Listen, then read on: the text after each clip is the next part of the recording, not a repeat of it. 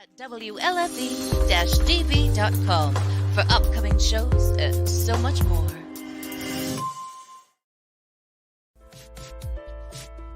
Hey everyone, it's Tuesday night again. You know what that means, don't you? It's time to join Mike and Kristie for another episode of Where's My Sage? A show hosted by a psychic medium and a guy on a quest to find Bigfoot. Who would have thought? Together, they will take you on all sorts of adventures, and not with lots of different people. Kristie even gives readings. It's time to sit back, get up and get ready. You can't sample the universe sitting down. Your hosts are waiting. Come on, let's go!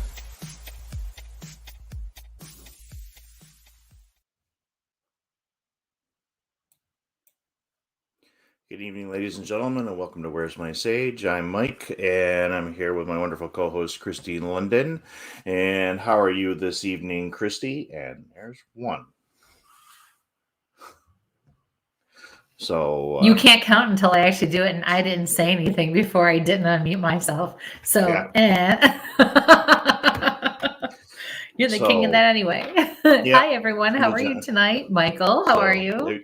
I'm here. I apologize for everybody and to our guests tonight for not being here last week. You're quite an adventure. Get myself all tuned around. I got sick. I cut my eye open. I'm going to wrap you in some bubble wrap. So, that's going to be about it.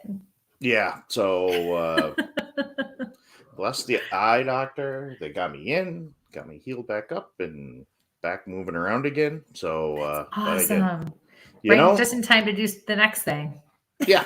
If I can break something, I'm breaking things, you know. Oh God, please don't say that. We have so much coming up to do here. So that's right. I am definitely in trouble this evening. Yeah, you are. Look at this lineup so far. John and Paul and Greg. Yeah, I'm definitely gonna get beat up pretty much. It's Konkoleski. Yeah. And I win 5 stars.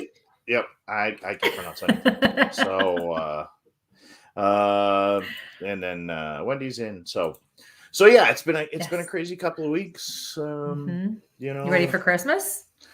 Yeah. I think I'm ready to rock and roll. Are you? Yeah. You're actually off this year.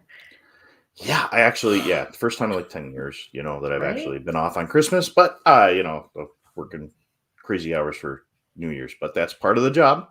So it's keeping the mind off of things, and we're keeping around. I've been chit-chatting with some folks about the things. We got the pink hair UV project going, and Doug said the hair is supposed to be out this week, so we'll see what happens from that. We'll see. And we'll pass it off to the crazy scientist to take a look at as well. So I love that crazy scientist. Yes. So, but it's just been crazy. Kind of stepped away a little bit from the Bigfoot stuff. So, so what else you got going on your end? Why we get a couple more folks in here? Getting ready for the holidays, and I did have the opportunity, though. It was pretty cool. I was invited to actually be a part of.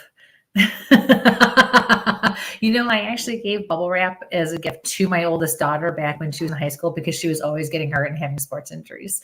So that's actually a thing. And, I actually had the opportunity to go back to a location that I'm now familiar with and be a part of a documentary that another group is making on this. I have filmed there with the other group that I was working with. You and I have done some things there. And it was kind of cool because the interview did not go as smoothly as we would have liked, but Spirit had other plans, which was always fun. And so it'll make for a very interesting segment in the show. I can't wait. So as it gets a little closer, and you good? Oh, one. That is called karma, my friend. Yeah. I heard some clicking in the background. I was trying to figure out where it was coming from. So I didn't know if it was my headphones or not. I got everything set up over here to do a presentation for work tomorrow. So my gears spread out on the table. So I'm probably getting we need to focus because we have a really cool guest today. Yes, we do. We heard him speak. Go ahead. we heard him speak in Michigan, and we were both very impressed. And to hear his story, it's not like any others that I have heard. How about you? No. I mean, it's always, it's the subject matter that we're going to remember tonight is something I've kind of, I wouldn't say avoided, but the UFO thing, we've got a little bit. We actually have a UFO meet up here in town. Actually, my neighbor across the street runs it at the local community center. Right. It's just kind of ironic that our neighborhood is so into the paranormal, and Mary Grace runs that, and she usually gets in and watches us. So she's been and pushing you're right us smack in the middle of all of it. Isn't it great? Oh yeah, the Bigfoot's on the street, so it's always crazy. So well, and the thing that really is, I mean, from start to finish, I found that he was very interesting, and I learned a lot because I have actually had students of my own in my own area who, one that's only a few minutes away from me, who has also had experiences, and when they come to me, as a medium for help on that level, it gets really tricky for me, and so that's when I have to be able to say, I don't know enough about this. We can go this far, but other than that, I really don't know. It's not paranormal. It's not spirit. It's not whatever. Can be a little unnerving when you're not familiar with it. But then again, I learned. So, to hear him speak so eloquently of his experiences and just of his life in general is very fascinating. So, why don't we bring him on? Because we're going to, guys, he has a story to tell, and we're going to let him tell it. And along the way, if you have questions, please feel free to put them in the chat. And every so often, we will definitely address your questions and ask your questions. But we're going to let him tell. We're just going to let him share his story. And I think you're going to find it pretty amazing. So please like, share, and subscribe. Oh, yes. Sorry. And let me bring Bill up here while you finish the introduction. There we go. How you doing? Yes. And Mr. Bill Konkoleski, welcome. Thank you. Thanks so much for having me on the show. And shout out, of course, to our mutual friend, Reverend Tim Shaw, who very subtly suggested I should be on your show. So the whole dragging me up to your table thing was, you call that subtle? I was like, I know. No, Tim's a wonderful person. Thank you, Tim. Mwah, mwah, mwah. He usually pops on at some point because his show's right before ours. So at some point he usually says hello. But it's really nice to have you. Thank you for joining us. Yeah. Oh, sure. So first of all, I have to clear something up. Am I saying your name correctly? Am I pronouncing it correctly? Perfectly. Yes. And the funny thing is that whenever I hear my last name pronounced correctly, I'm like, oh, it's like surprises me. I'm like, that person knows me. Yeah. Awesome. I feel like we go way back. It's all good. 4 months. Yeah. Excellent. So, go ahead, Michael. I know you want to say something. I just got to follow up with something. Tim T just found out the notifications aren't coming through on that email, so I will get back to you. So I'm sorry, I had a quick processing. No, listen to you speak was awesome. So yeah, and Tim does that, grabbing people. Pretty, it's an interesting a way of things. So I'm sure he'll be here soon. So right. Amazing. So you refer to yourself, and as I learned, this is actually a term, but I had never heard it myself before. And you refer to yourself as an experiencer, correct? Yes. Okay. Absolutely. That was fascinating to me because in all my years hearing all different things about it, I've never heard anyone use that term before. So are you familiar with abductee? Is that what you are more commonly hearing or have thought the term to be? Probably, yes. But I connected more with experiencer, probably because of what I do and the things that I experience regularly. I could really relate to that. It makes it more personal, Yeah, it's the common term for somebody having the contact experience, be it extraterrestrial, interdimensional. I mean, really, a spoiler, don't really know where they're from. So the contactee term was really big, say the 50s and the 60s. But the term got kind of spoiled by people that were, for the most part, seemed to be just making stuff up. And there were people coming forward with their accounts, but it was the waters got polluted by people just coming in and saying outlandish things. And soon there was a lot of fatigue around that term. And then after that, abductee started to roll in and take over as a term, especially when you had a lot of accounts coming out like Betty and Barney Hill. They were taken. Travis Walton was taken, Pascagoula and Allagash, and all of these different accounts. These people were taken. Unfortunate things happened to them, and then you have the big splash of the 80s of like Bud Hopkins and David Jacobs putting out their books, and the term abductee really seemed to fit the narrative of what was going on, but after a while of shaking out information about these types of encounters, some people don't have negative encounters. Some people don't feel as though they are taken. And people who tend to have this phenomena happen to them are also generally frequent flyers. They're people that have this happen to them again and again. It's not just sort of a one-off, get taken, and then that's the last that you have happen to you. It's a type of thing that goes on through your entire life. And so people have positive and negative experiences sometimes with the same set of entities. People who have maybe even a majority of negative experiences say that, it was kind of a rough ride, yet I wouldn't change anything.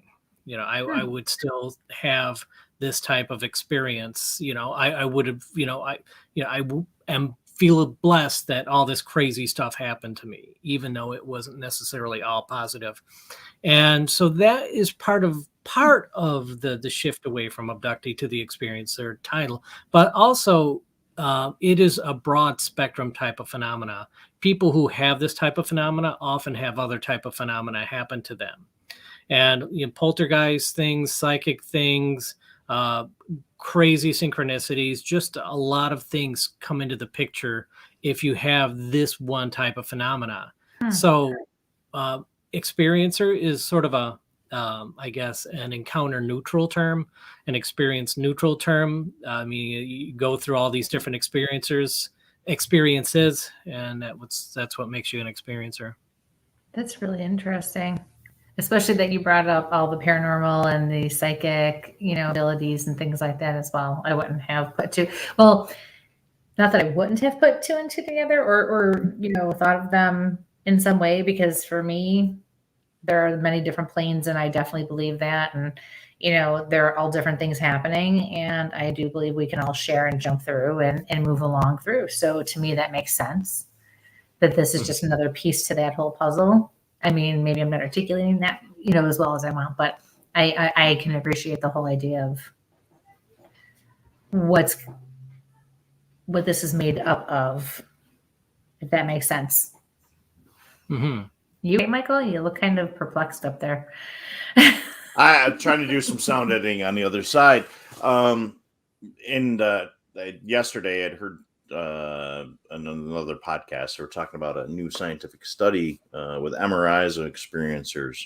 And I don't know if you had seen that, Bill, or heard about that, about the took 100 different servicemen and women that had experiences, and they look at the MRIs and their basal ganglia, the control center there in the brain. It looks like a tumor, but they found that everything was kind of hardwired, like with extra jumper cables kind of thing. I guess it'd be not being a neuroscientist or anything like that. So just as you say, experiencer is just kind of listen to that. It's kind of interesting to, if you've noticed that, and, I don't want to just throw a name out and be completely wrong, but I believe the gentleman's Gary Nolan. And I think the tip of the research is just sort of leaking out now, but leaking out's not an appropriate term because he's sharing openly. But the weird thing that he claims is that, okay, so people that have this type of specific brain tend to be the people who see UFOs. and have contact experiences. And the strange thing is that he was able to get MRIs from people before they had their experiences, and to show that these people already had these type of brains before they had their first encounter. So, because it was like, which is causing which? Are these types of experiences causing people's brains to go unusual, or is it, the brain first, and then it leads to these type of encounters? I've never had an MRI, and so, I don't know what my brain looks like, but I don't think it's necessarily caused me to experience things that aren't authentically happening. And if it means that some of the psychic stuff, if you have that special kind of brain, happens to you more frequently, I don't know, maybe. Yeah. I've had multiple, so I'm actually going to go back and see if I can find those scans, because I'm not an experiencer myself, but doing this field, it's like, hey, can I get the one up on somebody? Ooh. But I'd be very curious to know what yours look like. And it, and I'm not taking it as a joking matter at all, because you folks are experience, like you said, experiencing something, and most of my friends have had experiences. So coming to the community and letting folks know that you had your experience. How did you come out to let folks know that you had that encounter, that experience? Okay, so my very first memory in life, age 2, is of a little gray guy coming into my room.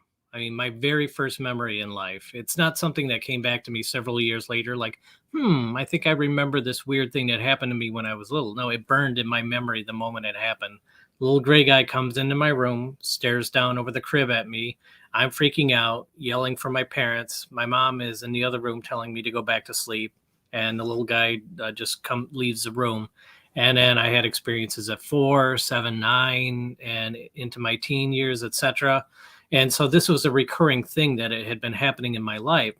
So it turns out that the phenomena runs on my mother's side of the family. And I have 4 older brothers, the 2 of which we could go toe to toe in a crazy story competition. And then the next 2 brothers after them, 0 between them, not a thing. And then me again with all the weird, crazy experiences. And so it was in the house. The phenomena was there. They would talk about it, but my oldest brother's 11 years older than me, and then the next oldest brother's 10 years older than me. And so they were told not to talk about it around me, not to scare me, not to put ideas in my head, and they didn't. It wasn't until I was in my early teens that they started to talk about it freely around me. So once I found out that I wasn't alone in the strange things that were happening to me, I would tell my family and they'd be sympathetic, but they wouldn't share themselves. They're like, they were very supportive and didn't openly doubt me or ridicule me. But when I, was able to talk to them more freely about it, I was going into my early teens, and I had a supportive family to come out a little bit to. And then from after that, I would tell friends a thing or two, see how they responded. And, always in my life, at all points, I had a support system sympathetic to what I've been going through. So I've been very blessed about that.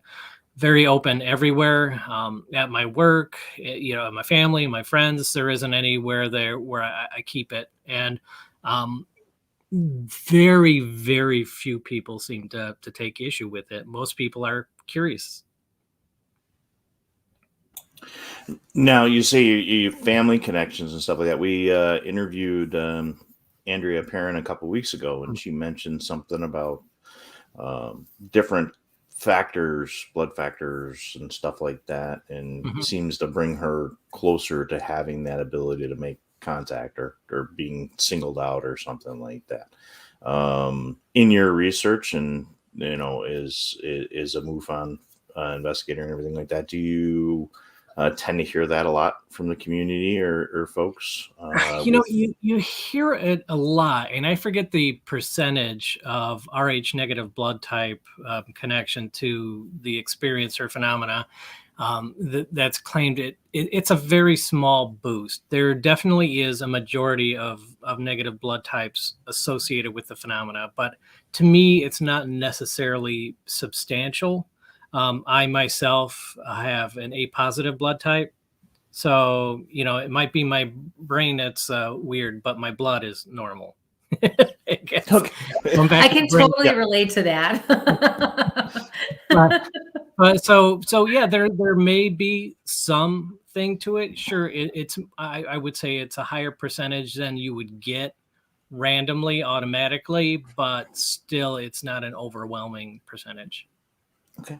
I was just wondering when you're saying having family connections, if you guys noticed anything, that way that makes you a special candidate for, the gift of interaction, or do you see it as a gift or a negative or a positive? I guess that's the question, that you had that ability to make contact. So, I'll answer the question this way. A while back, a friend of mine, Sandy Nichols, who's also an experiencer, he asked me, he's like, do you ever wish that none of this had ever happened to you? And I said, I wouldn't recognize myself. My entire life, my earliest memory from, being in the crib till now has been embedded with this phenomena. And so I just really, the best way to look at it from my point of view is that it's a part of life. I wouldn't know myself apart from this phenomena. I could sort of get a general picture of who I'd be, but I'm not sure what I would think of the UFO phenomena in general, had it not been for UFOs taking an interest in me before I took an interest in them. Very interesting. So going back to, when you were afraid and you were alone in your room and you were calling from your mother and she didn't come. I know for myself, growing up and not really having a network of people until I actually came out myself and said, this is who I am, this is what I can do, and this is where I'm going to go with it. It wasn't until then that everyone in my family kind of came out and told me about their gifts and everything. And my attitude was, my reaction was, where have you all been? We were so close. So it's not like these people didn't see me my whole life and see the signs, right? Not putting blame, but it's almost like when you have that network and you have those people who know, like my mother though was not in touch. So when I would be afraid at night and I wouldn't know what to do and I would have to explain what was going on and hope she understood, she didn't know how to help me. Did your mother ever offer any advice or help, or do you think she knew, what was going on and why you were calling for help in the first place? I don't necessarily get a strong feeling that she knew exactly what was happening at that moment. When I say it runs on my mother's side of the family, my mother, to my memory, only has one experience of a being in her room. But the side of her family, like my cousins, there are a lot of experiences in that direction and that sort of thing. So she's known about it, but I would say, she was sympathetic, possibly in part because of all the stories my older brothers would tell, and just simply that she knew that we were surrounded by some sort of phenomena, the whole family, seemingly. Right. So you got the validation you were needing to the best of her ability. That was the same with my mother. She didn't know really what to say or how to say it, but she definitely knew I was not making it up. And I definitely was not lying about it. So, but she didn't know how to help. And as a parent, we all know that's very frustrating when you can't find a resolution or help, your child fix or change or make it better. So that's good. Thank you for that. Michael, do you have a question? I always have questions. I can see the wheels in your head turning. Always. Smoke's coming out of your ears a whole bit. Yeah, I just was taking care of a troll over on YouTube. So from Matt from Central Florida Bigfoot, our buddy down there, what happened on the other visits with Bill? Okay, so I have 2 whole books of stuff.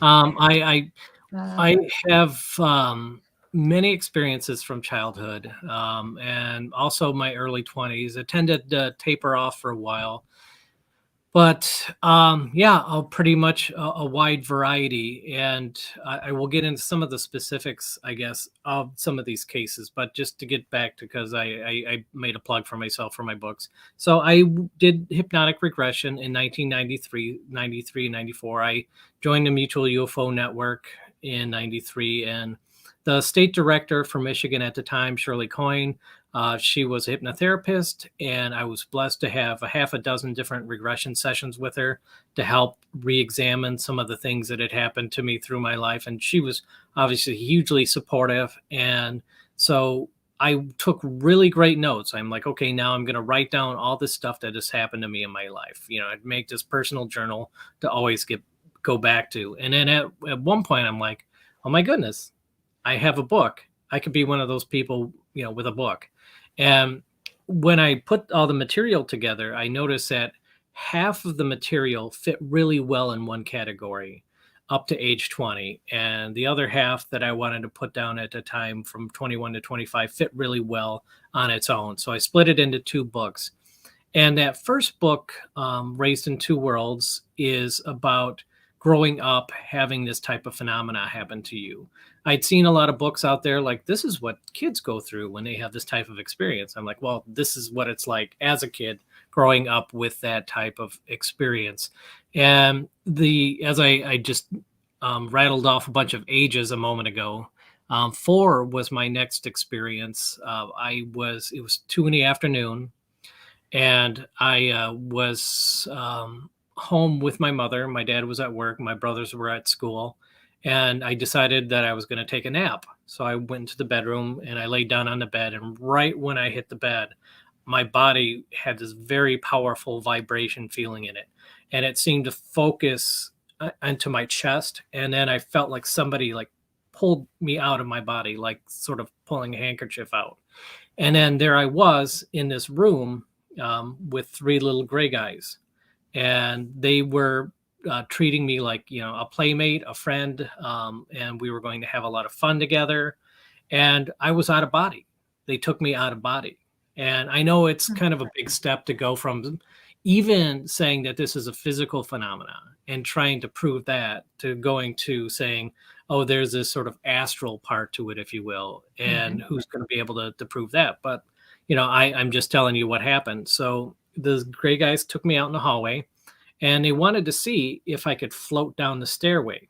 So they said, lay down face first. And since I didn't really have a body, it was just this weird sensation where my perception got closer to the ground.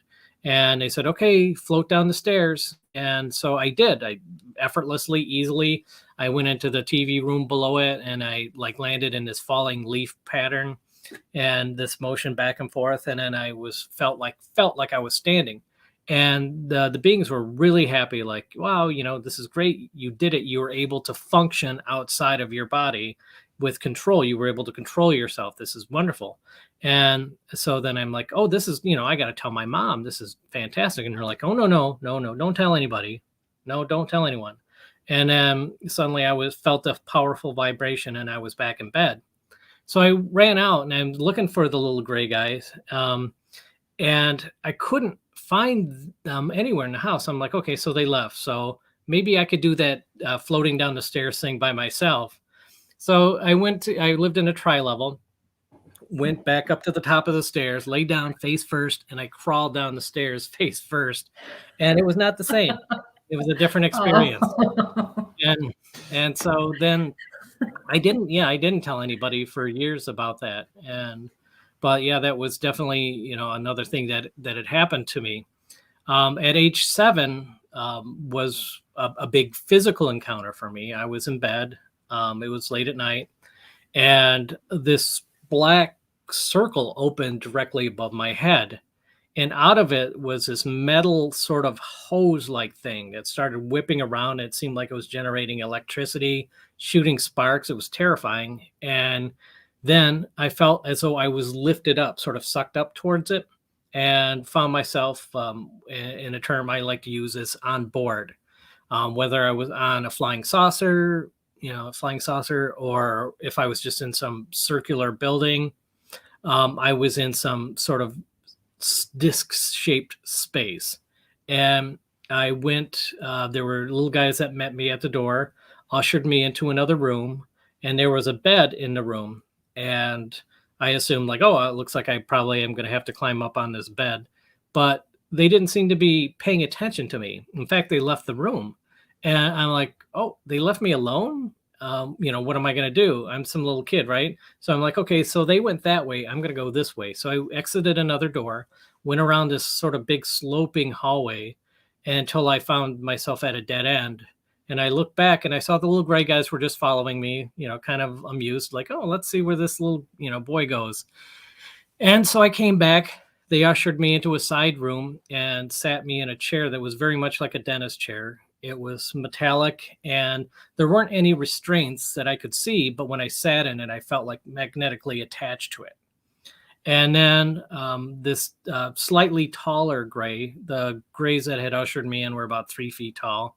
This gray was about 5 feet tall, and comes up to me and says, be really good and you'll get to see the color blue. And the difference between the 3 and the 5 was really not much more than a height difference. They all had these giant black eyes and were just sort of this putty gray color and, whatever. So anyway, so I'm laying there and I feel this sharp pain on my arm, like somebody just sliced open my arm. And I look down and I see like that my arm is in fact cut. And then as I'm looking at it, right when I'm watching it, it's healing over. And then I look back to the gray guy that was seemingly the doctor in this scenario, and kind of like a what the heck type. I was like upset, right? So I look at him and his eyes changed from black to this very bright cerulean blue. And it was tranquilizing, mesmerizing, hypnotizing, this gaze he had on me. He's right in my face with these giant eyes. And then I felt like I was swirling in this sort of blue cloud space, whatever. And then I woke up the next day after that. And I looked right away. And sure enough, I had a scar. I still have the scar on my arm. And a little postscript to the story is in the afternoon that day, I was playing in the backyard with the 6-year-old boy from across the street. We were climbing trees in the backyard when this mist rolled into the backyard. I thought at first it was smoke, but it was kind of like smoke machine, fog, just very light and misty. And this was summer. And this cloud comes rolling into the backyard. And in the middle of this cloud was a little gray guy. And comes up to me and asks me telepathically, he says, are you all right? And I said, yes, I'm fine. And he seemed very satisfied, like, oh, good. And then he walked into the neighbor's backyard and this mist followed around him. The mist pretty much took up most of the backyard. It was a very big cloud. And he walked in the backyard and this mist was right all around him. And then he walked off until I couldn't see him anymore. And the friend who I was playing with, I'm still in touch with him. He completely remembers this mist because that was memorable enough, this weird cloud coming through the backyard. He never saw the little gray guy in it, but he did see the mist. And so then through my, going on from that point, I had a lot of rougher experiences with the beings. And that's where I wrap up in that first book, is that sort of first 20 years of getting to adulthood through having these type of encounters. And my second book, Two Worlds Collide, is Experiencer to Two Worlds Collide, is about this weird experience I had the first 5 years of my 20s, where all these strange things seem to sort of be this giant tapestry of them taking a very deep personal interest in my life. And that's one of the things that I felt when I am like, okay, I could just put out a second book, but a real strong point I wanted to make is a lot of people, when you're starting to talk about your life as an experiencer, you don't talk about all the psychic stuff that happens, the little odd things that happen. Like just yesterday, for example, I'm in the bathroom and this bright flash of light went off in the towel cupboard for no reason. There's no light in the towel cupboard, but the little things like that, people just want the hardcore alien stuff. And so it's tough to say these things happen to an experiencer. Sometimes these very dramatic things happen, but it's invasive in your life. It's your whole life. You live your life seemingly as a string. You could connect the dots from one unusual thing to another and have all these epiphanies, like this strange thing that just happened to me, 2 weeks ago. Oh my gosh, that was connected to this other thing that happened a month ago and then a year ago. And then you suddenly are putting this giant jigsaw puzzle together. And I think that's a part that's often difficult to tell, because it's, you can't tell that in 5 minutes, those types of stories in 5 minutes. Those are big, sprawling stories. But when you lay them out, that's a big part of this phenomena. It isn't just them jumping in your room or your car one night and yanking you out. They take a very deep personal interest in lives of people here for whatever reason. And so I wanted to sort of show an example of that when I put out the second book. And, the books are where books are. You could get it from Amazon or Walmart, Barnes and Noble. And yeah. I'm going to drop one of those links for Amazon in right now for your first one there. I have a quick question. What's that? Thanks for letting me plug the books. Oh, of course. That's what. Please. Yeah. Do it again. That's it. That's what we're here for. Yeah. We want to make sure we've got that out there, because we got to listen to your story, and I'm going to let Kristie ask her question there. And I mean, it is so fascinating, and it does not faze me, or I can't even find the words. Like, I can relate to so much of what you're saying. And when you talk about these certain experiences, I just have different words to describe them, or whatever the case is, not to minimize your experience, because, but how similar they are, you know what I mean? And it's just fascinating to me. So I'm curious about the little gray beings that you talk about. Can you elaborate and tell us more about them? Do they seem more tangible, living, breathing, or do they seem more like spiritual, or, could you tell us more about those? Okay. And I can explain them from my experience, but I can't explain why they're the way they are. So there are three types of beings in my personal encounters that seem like they work together. 3 foot tall gray variety, a 5 foot tall, and then a 7 foot tall mantis being that seems to be in charge. It's almost like saying the 3 foot ones are the blue collar workers, the 5 foot one, the white collar workers, and the mantises are upper management, to use that sort of analogy. But the little gray guys don't seem to have much initiative or thought or creative spark. They seem almost drone-like, almost puppet-like. They don't seem to have much going inside. Anytime that I've tried to engage them in conversation, they only express what they're doing at the moment. To say, where are we going? Their response is, yes, we're going. And who are you? Yes, we are. It's just this very strange sort of way of speaking and responding that seems to be that they are focused in that very strict, tight moment. And they're not thinking ahead. They know what to do, but they don't seem to be used to expressing the past or the future, just very, very much in the now. The 5 foot tall ones seem to be more alive. You can carry on a conversation with them. They're a bit coy and subversive, and they either withhold information or they twist information, or they're willing to let you make up your own story about what's going on, and they'll just agree with it. Really? So you can't get anything out of the little guys because there's really nothing going on, upstairs. And you can't get much with the 5 foot tall because I don't think they use facts the way we do.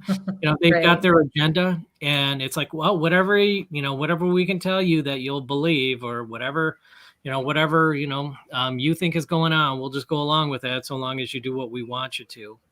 So I've pretty much given up on finding meaning from that particular group. And I don't put any stock into it. I don't, when I write and I talk about it, I don't say this is their mission, this is their purpose, this is what's going on. There are some things that are evident. Their actions speak louder than words. I'll say that. But when you want to actually get something from them, it's really tough. And then the mantis beings are pretty menacing. Their energy is very tight and compressed and powerful, and to even be in their presence is kind of terrifying.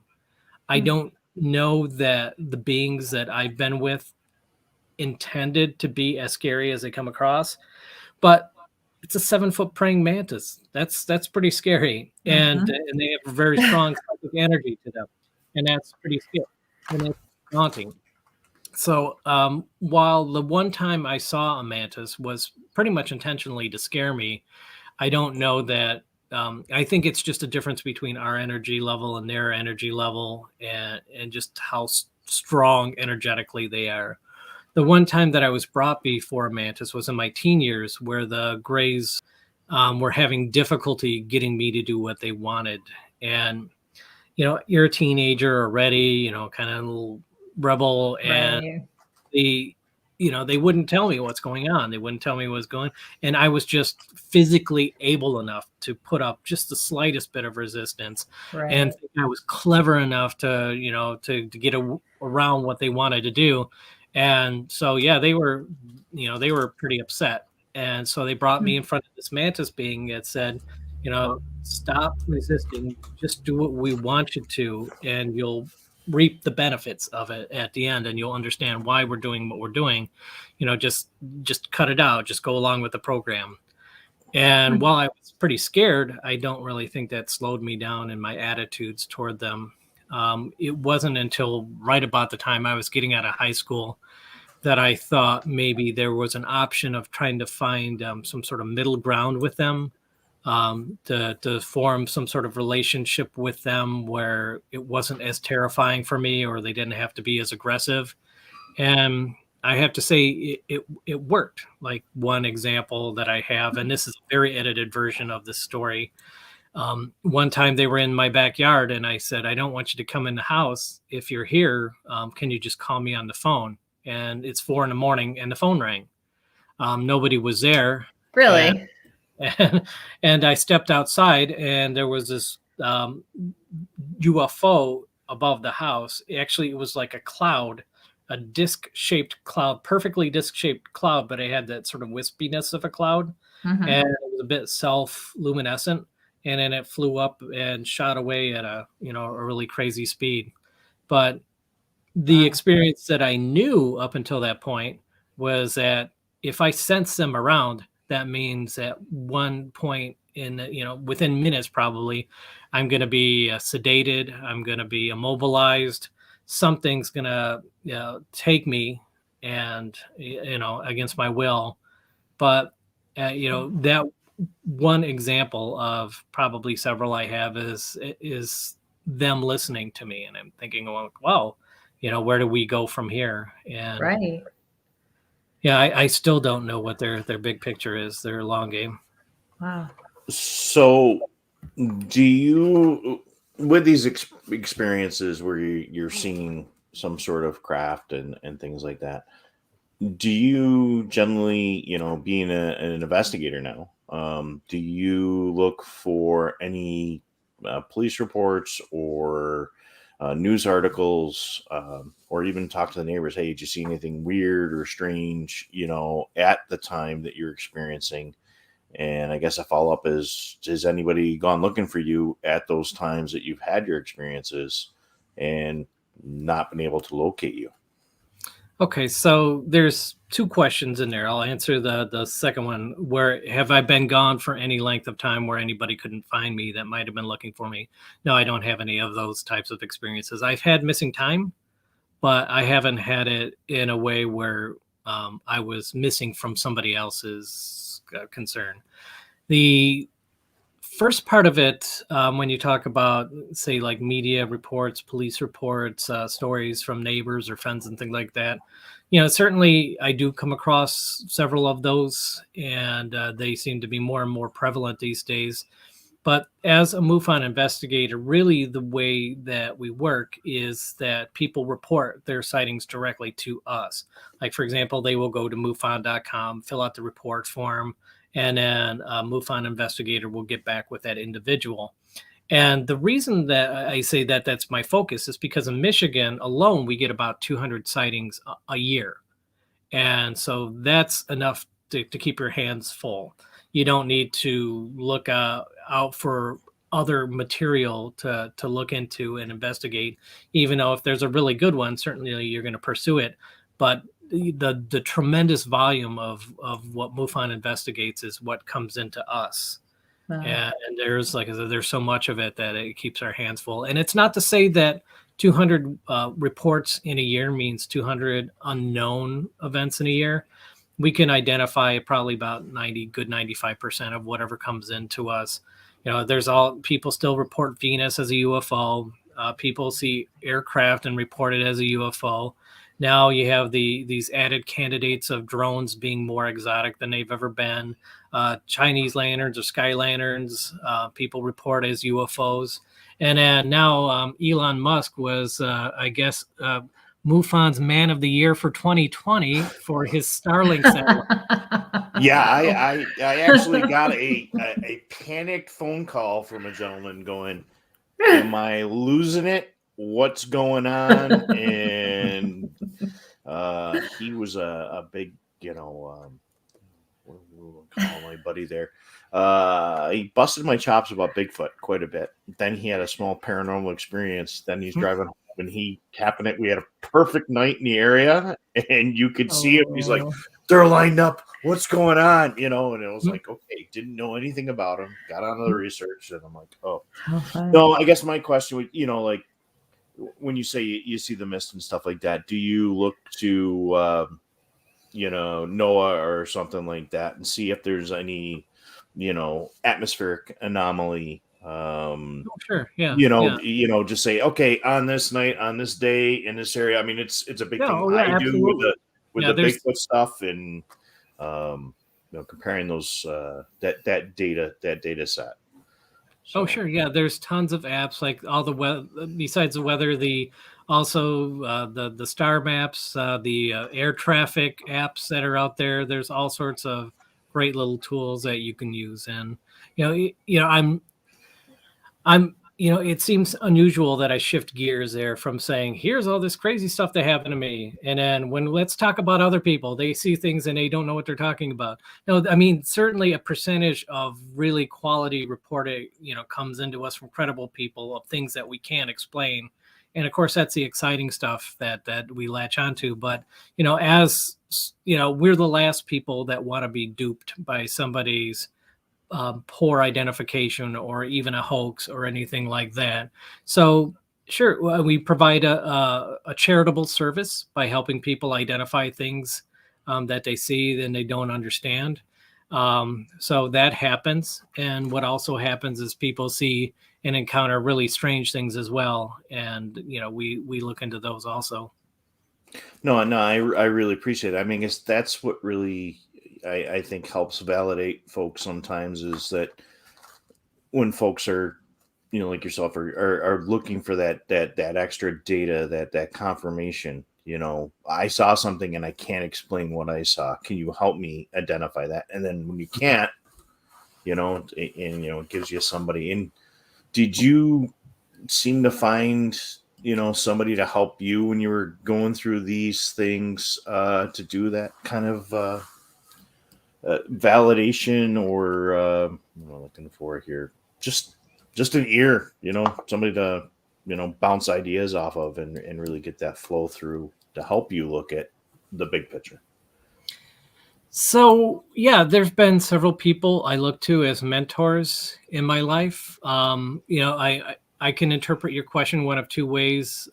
People that are in the community that help me with the experiencer part of the phenomena, or people that are in the community that help me look at the UFO phenomena as an investigator with the proper set of tools and the right perspectives. Because there have been mentors certainly in my life for both. I always looked at the first name that always pops in my head is a gentleman by the name of Dan Wright, who was big in MUFON for many years. He recently released a book called the CIA UFO Papers, and he was a phenomenal investigator for MUFON, and he was very compassionate with the experiencer community, and his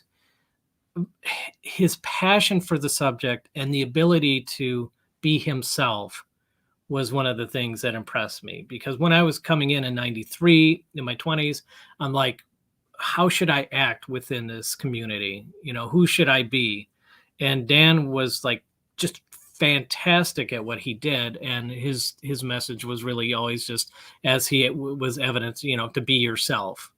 Yeah, and so I really took a lot from that. And the line of state directors before me in Michigan, Dan actually being one of them, but other people, that I could name drop: Harry Wilness, the Coins, George and Shirley, Bill Murphy, fantastic, Rich McVannell. Just, I've been very blessed to have great mentors around me, no lack of mentors. And so I've always felt comfortable asking them questions, and they always gave great answers. And so, the whole thing is I'm, standing on the shoulders of giants, if you will. Oh, that's cool. Why Michigan? Why is Michigan such, the folks we talked to, we heard you speak, and a couple other folks. Why does Michigan seem like it's kind of there? Spot. I mean, I mean, there's Yeah. so much strange. I mean, to the point of the early cultures and all the copper mining and stuff like that. Do you see any crazy connection there? And I don't mean crazy in the sense crazy, but just why unexplained? Yeah. So my brain's not functioning so great tonight. So. Well, there are definitely some other states that get a lot of high activity. Texas, Pennsylvania, California, Florida. A lot of states you could point to that have high activity within the U.S. I don't know quite what to say about Michigan that makes it the state it is, but the 1966 sighting wave here, is historic. Not just saying that it's historic in the sense of a UFO phenomena. It's just pretty much straight up historic. There were tons of people that had sightings, primarily in March of '66, and the government and military took interest in it. The Air Force sent out J. Allen Hynek on behalf of Project Blue Book to look into the phenomena, and he declared that maybe what people were seeing was swamp gas. So that's where the term comes from, swamp gas. If you ever heard, UFOs, nothing but swamp gas, it's from that event. The way that the police handled it, very open. The way that the media handled it, very supportive in many cases. They were feeding the fire, not putting water on it, which you would tend to see in the ensuing decades. And Gerald Ford was a congressman at the time of that big sighting wave in '66. And when J. Allen Hynek, when he said that it was possibly swamp gas, something that he regretted instantly and tried to walk back during especially in the later career when he's formed the Center for UFO Studies. At that time, it was problematic that he said it, and all of these people started writing to their congressman at that time, which in many cases for wherever he lived in the state was Gerald Ford. And Gerald Ford was saying, okay, I hear you. And he put forth this letter to the Armed Services Committee and said, you guys should look into this UFO phenomena. And they did. They actually had a hearing on it. I mean, I could really go on and on about that '66 wave, but in '94, there was a big event, March 8th, 1994, hundreds of witnesses. Wurtsmith Air Force Base in 1975 had a UFO descend over the base. They had nuclear weapons on the base, and it was part of actually a series of incursions over nuclear bases by UFOs in a 2-week period. There were 4 different bases in the U.S. that had nuclear weapons that had a UFO appear at close range in a 2-week period. And of course, the big Kinross event, 1953, where a jet fighter collided with a UFO over Lake Superior, and the plane and the UFO disappeared forever at that moment. So those are some of the big points. So Michigan does have a lot of high profile things happen. And for whatever reason, we get more reports than a lot of our neighboring Midwest states that also have activity as well, for whatever reason. Quick question, another question there for follow up on the Grays there from earlier. Have they ever told you where they're from? No. I mean, there's this saying from Paulo Harris. I've said it too, but she's really known for saying it. And the term is all of the above. Do I think they're from another planet? Do I think they're from another dimension? Do I think that they're time travelers? Et cetera, et cetera. And and when she's asked that, she says all of the above. Like there is, you could do a lot of research in this field and try to make a specific case, really get into double down with confirmation bias and say they're time travelers. I'm not saying time travelers, but time travelers, and you can make a great case for it. And you can't really knock down some of these arguments that are really exotic about their origin. The beings I've come into contact with personally, I really don't know where they're from. I have absolutely no idea. And it may not even be important to them themselves, because people have a complicated view of where they're from here in the United States. I could tell you that I'm, German and Polish and Lithuanian and Belgian, all true. Or I could say I'm American or, what have you. And so I think that they've probably been spacefaring for so long, or dimension tripping, or whatever they're doing, to an extent where they probably don't have a real localized sense of identity, and their point of origin is unknown to me. And I don't even know if maybe they know where they're ultimately from. I'm not sure. Awesome. I have a question before we take a quick break. When you say, going back to what you were talking about a little while ago, when you say you can feel or sense when they're around, can you elaborate on that? Sure. I would say the steps that it goes through is sort of this uneasiness, this sort of anxiousness, this sort of tension that really doesn't have a specific source to it. And then the air feels different, more tingly, electrified. It's more like even in a warmer month, it feels like almost like you're in a winter room where you could touch something and get an electric shock from it. That sort of staticky charge to the air. And then sometimes either like a pressure, like you feel like things are compressing, or you feel a little swimmy, a little disoriented, and with a feeling of presence. Like not only are things weird and I'm feeling a little bit off, but it feels like I'm not alone. You could sort of sense their presence around you. That's wow. And I just can't get over how much I can relate to all of what you're saying. It just makes me even more curious to learn more about this aspect of things and this part of things. Because to me, all of these different experiences, Bigfoot, spirits, UFOs, all of it, I feel like they're all intertwined in some way. And they just all overlap. And so the fact that I can relate so much to that, actually probably more so than anything else that I am aware of or educated on to this day. So it's really very interesting because it's just everything you're saying, I can relate to all the different experiences that I have and the way that I work and do what I do. So it's really amazing. That's great. Thank you. Yes. All right, Michael. Well, it's a perfect quick break. It's the 9:00 hour, so we're gonna take our quick break. Yes. So grab you something self to drink and whatever. I'm gonna roll a little quick commercial there. But our friend Chris, former guest there from Squat Survival Gear, is actually doing a quick giveaway right now over on his Instagram.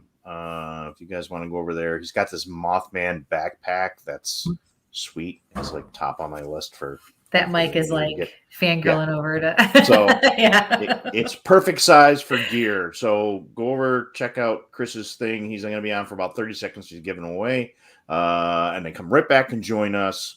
So we're going to take a quick break. So run to the bathroom, grab something. And then we'll take those questions that are in the chat too. Yes. So be right back. So where's my commercial there? There we go. Yeah, my fingers aren't working. WLFE-DB.com, where you can find vodcast shows, podcasts, and more, like Where's My Sage, Inside the Drag Closet, Across the Pond, Paratalk Radio, Just Cindy, and more. So go check out WLFE-DB.com, where talk radio is a whole lot better. Our shows are your shows, and that there makes for a great talk radio. Hey guys and dolls, this is Casey DeVille, the better half of DeVille Inc., Baltimore, Maryland. If you're ever in Baltimore, stop in and see me and Tony. Invisible Bree, 5920 Eastern Avenue, Baltimore, Maryland, 21224. Give us a call if you're in the area at 410-400-9641, or look us up on the web at DeVilleInc.com. DeVille Inc., where we specialize in you.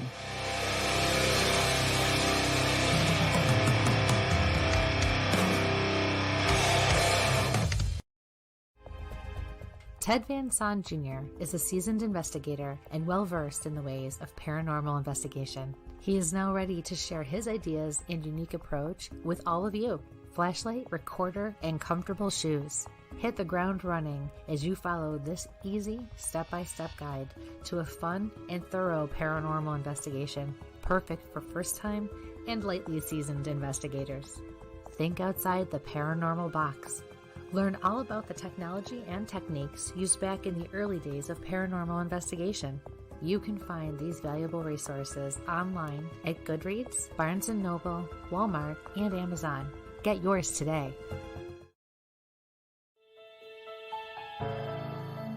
Hi, I'm Jenna Grover. In the world of fashion, we get lost in the cost. Everyone wants that special piece of quality jewelry, but they can't afford it. Not on my watch. I sell handmade quality jewelry for a fraction of the price, and that includes jewelry made of sea glass, natural stone, crystal beads, glass beads, Bigfoot jewelry, and more. If you don't see what you want, email me, because I make custom jewelry too. Check out my website at gbythesea.com. Also, you can email me at jewelry@gbythesea.com.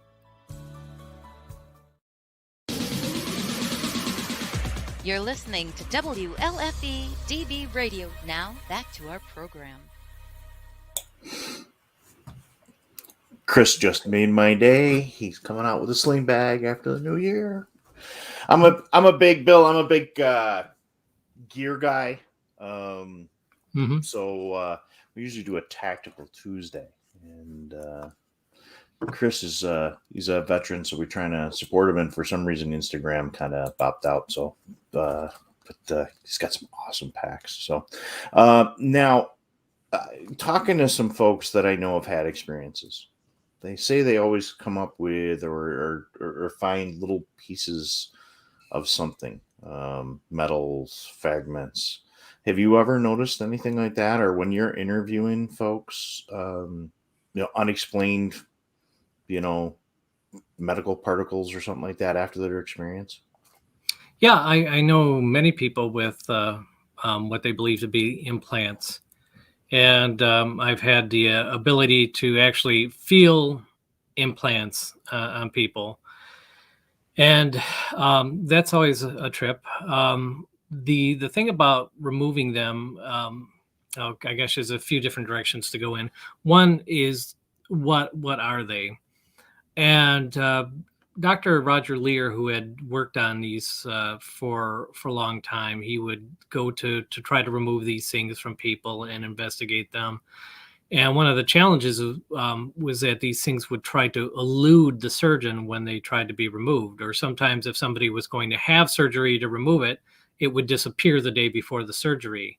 And in those cases of a successful removal, the strange thing seemed to be that it wasn't the actual piece of metal that was in the person that was significant. It was the biological material that around it that was clinging to it, and it was just using that as an anchor inside the person's body. Really? What the purpose of these were, a lot of people say, oh, tracking device, possibly, but I don't know. I think that we as humans are more effective at tracking other people than this sort of clumsy lump of something that they would stick into people. It just seems like it probably must have some other purpose than just simply tracking, because it's kind of ham-handed in some ways. When you could go and like pinch somebody and you actually feel it under their skin, you're like, they didn't do a very good job of hiding this.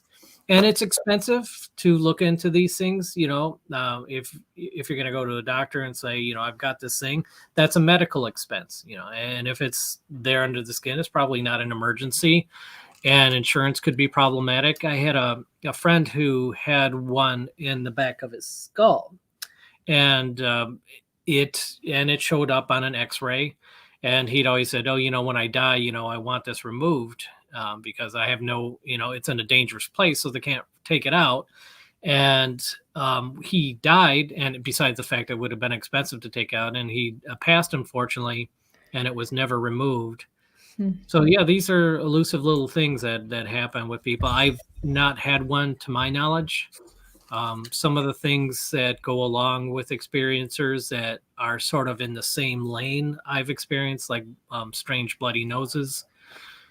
And it's strange when you and several other people, all have a bloody nose strangely at the same time. Weird things like that. But in respect to an actual implant, I don't think I've ever had one, though like I said, I've been able to actually feel other people's on them. You would think if they were going to use it for a tracking device, Mhm. they would pretty much be in the same spot. It almost makes me wonder if they're tracking people in different ways for different reasons, and that's why they're putting them in different places so they can't be removed. So they want to track something specific for data, specific to that person versus another person, and it's interesting.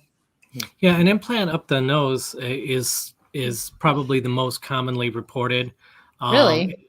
And pretty gross, but implants behind people's eyes are a thing. Like they actually pop out the eye and stick it in and pop the eye back in. Ooh. I know somebody that had that happen to them. And putting it in random places could be to measure specific things in specific parts of the body, or maybe they're just like, well, if we always put it in the same place, they always know to look for it, so let's put this one in this guy's armpit. Very simple. It could be very true, right? I've talked to two folks that I know pretty decent. One says he got something in his ankle, and the other one was like an upper arm or something like that was, and again, one was removed, it was like a thin piece of wire or something like that.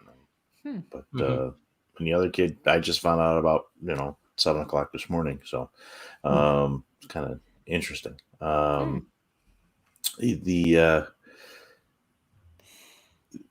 The interactions that you folks have, boy,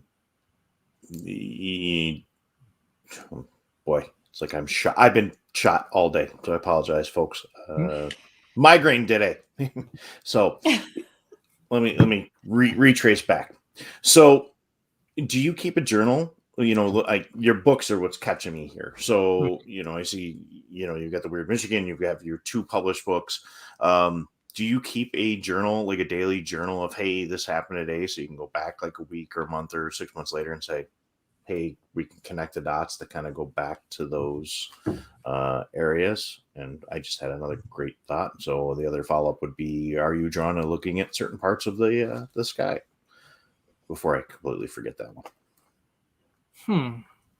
Now, are you talking about, for the first part of the question at least, are you talking about events that happened to others or myself? Your personal stuff, like your own personal timeline of what you know, and Kristie talks about when she does her work with her students and stuff like that, to keep a journal of what you see, your experiences, your dreams, that kind of thing. But do you say, man, that was kind of a strange thing, we're going to put that, in the logbook, and see if something comes up like that again somewhere? Yeah, to some extent, certainly. And you find, like, if you have a running conversation with another experiencer where you share what happens to you, then you just go back to that communication, say, when did that happen? Oh, yeah. And that's a great way, because you get the feedback, and then you also have it recorded at that specific moment. But otherwise, yeah, I do, keep track of these things that happen, big and small.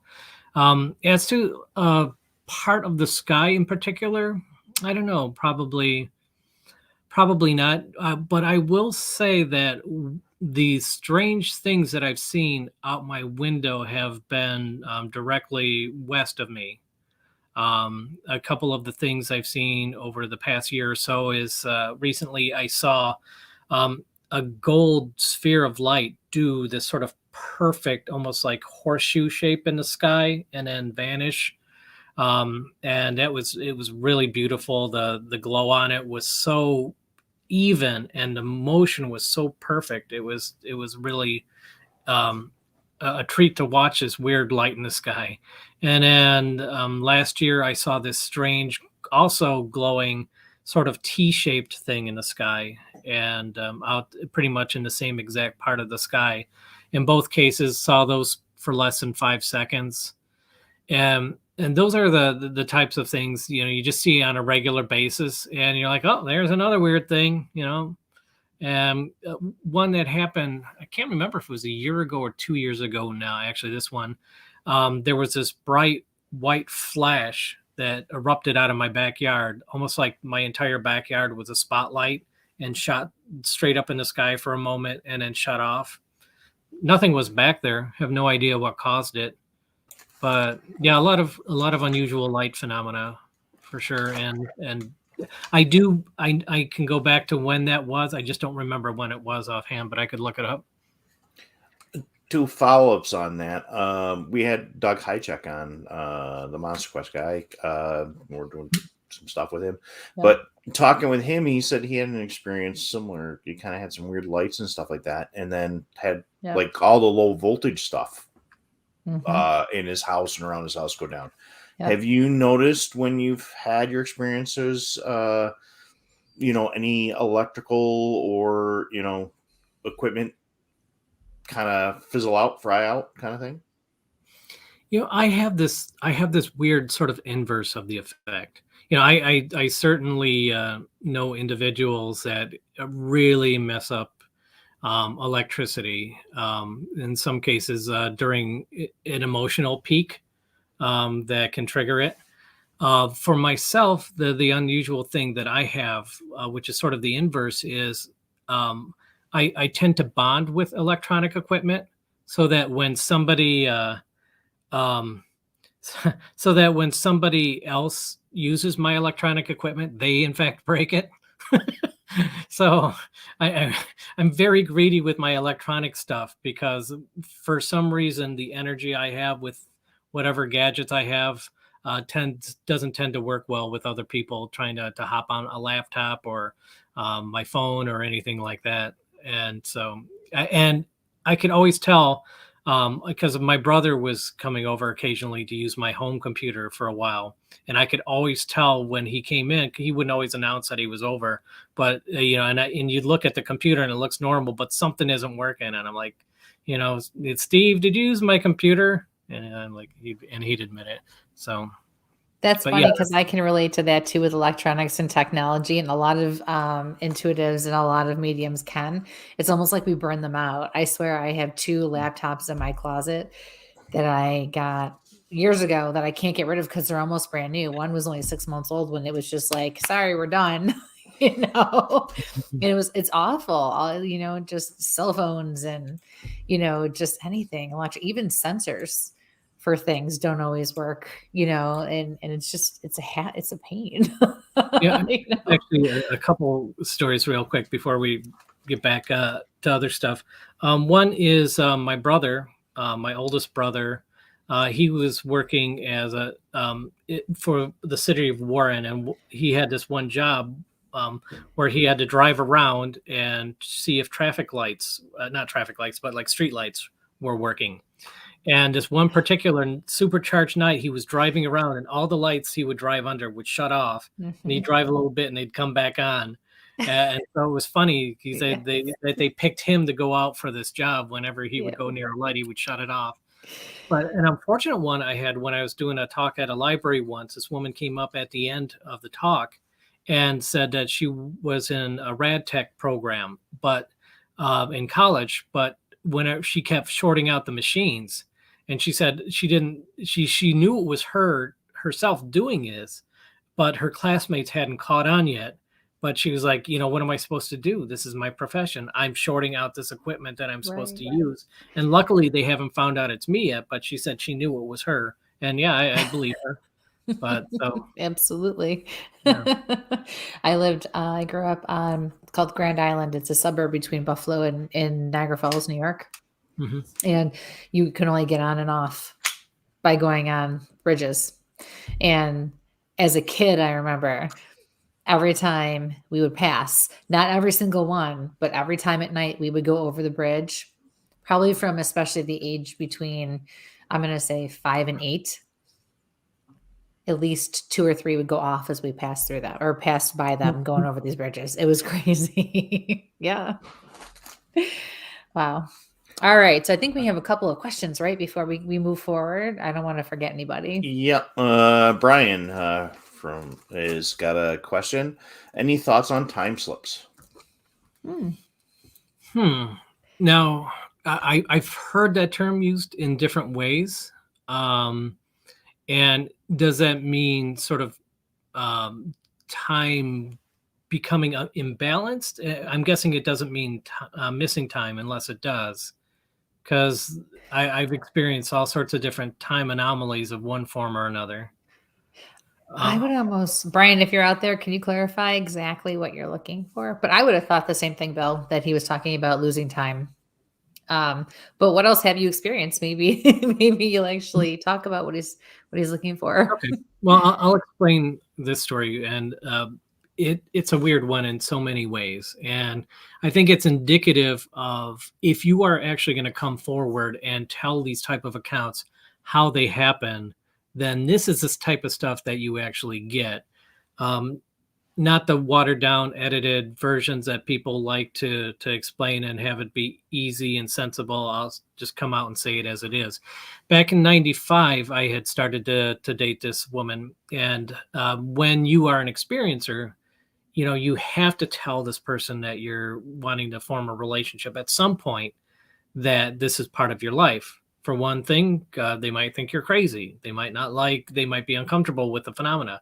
They also might, at one point, and very likely, be with you when something happens to you. And so in this particular case, we'd only been dating about 2 months. I hadn't told her yet, this girl that I was dating. And we went out on a sort of a nature hike trail thing. And we were there and we're like, for most of the day, and the sun started to go down. We're like, oh, let's watch the sunset. And so we did. And then it's like, oh, let's stargaze, which we did. And we were up on this hill, so we had slightly better visibility. And while we were up there, it was spring. It was the frogs were doing their noises out around us, and the different little sort of sounds you get out in the woods. And suddenly it was completely quiet, absolutely silent. And I'm like, well, that's strange. And then we heard I heard these footsteps coming up the hill. It'll all make sense when I'm done, I guess. So anyway, or no, it won't make any sense, but you'll at least understand what I'm trying to say, I think. So I heard these footsteps coming up the hill. Oh yeah, clearly she heard them too. She had the same reaction. And so then we moved to the center of the hill because we were spooked by that. Like, what's going on? Because it sounded like a human set of footsteps coming up the hill. So we're up in the middle of the hill and trying to make ourselves less nervous. And she says, oh, look, it's a Big Dipper up in the sky. And I said, well, actually, it's a Little Dipper because I'm taking an astronomy class this semester. And then we started talking about the price of textbooks. And then pretty soon we felt comfortable. We moved back to that other part of the hill and the noises were doing their thing. And then everything got silent. And then you could hear these sounds of footsteps coming up the hill. And at that point, I didn't remember that had just happened. That didn't occur to me. This was new, but felt weird. So we went to the center of the hill and she says, oh, look, it's the Big Dipper. I say Little Dipper, talking about textbooks. We felt better. Then went over to the other side of the hill. The frogs and the other wood noises stopped. Sound of footsteps coming up the hill. We moved to the center of the hill. And so in that case, it's a time loop, essentially, what we were going through. Or otherwise, we were being put in this sort of cycle of repeated activity and time was flowing normally. I don't know. So we're back at the center of the hill. Big Dipper, Little Dipper, and I'm like, wait a second here. Because that second time it happened, and I don't know, it might have happened more times and I don't even remember, but at least I'm like, we've not only just had this conversation, we've had this conversation at least twice. And now I'm really freaking out. And then suddenly we're facing each other, she and I, and we're both paralyzed. And then 3 little guys come up and approach, not me, but they approach her. And they're looking her up and down, and they're like, no, not her. No, she's no good. She's not for him. I could hear their telepathic banter. And then she and I, my date and I were both frozen except for our eyes. And we're like, oh my gosh. And then they walk away after a moment, and then we can move again. We grab our stuff and run back to the car, and we drive off. And I'll tell the whole story because she said, we didn't talk about it on the car ride home. We were absolutely silent, just completely quiet. And it was about at least a half an hour drive back to where we were from. And she says, and it's dark at this point, it's getting on late. And she says, I don't want to go home yet. Can we go somewhere else, do something else? So we went to a big box department store. We went to Meijer, and walked around up and down the aisles, just looking at random things like sponges and brooms and, bicycles, sort of all this stuff that was very grounding in a weird sort of way. Yeah. And then we sat, they had a pet department at the time, and the hamsters, they're up at late. And so we watched the hamsters for a little bit. And then she said, okay, I think I can go home now. So I drove her home, and then didn't talk at all the next day, neither of us. And then the day after that, she broke up with me. Didn't really go into any detail, but it was pretty clear. There he is. I knew he'd sneak in there. Yep. So Tim Shaw, the legend himself. So anyway, so she broke up with me at the time, just to finish the story. And while I didn't tell her that what had happened to us had anything to do with me, I'm sure she knew it had everything to do with me. So that was. Why do you think that? Anomaly. Why do you think that? Yeah. Why? If I was on a date like that, I wouldn't necessarily think that it had to do with the person I was with, unless there was a reason before that. Why do you think that she would have thought that?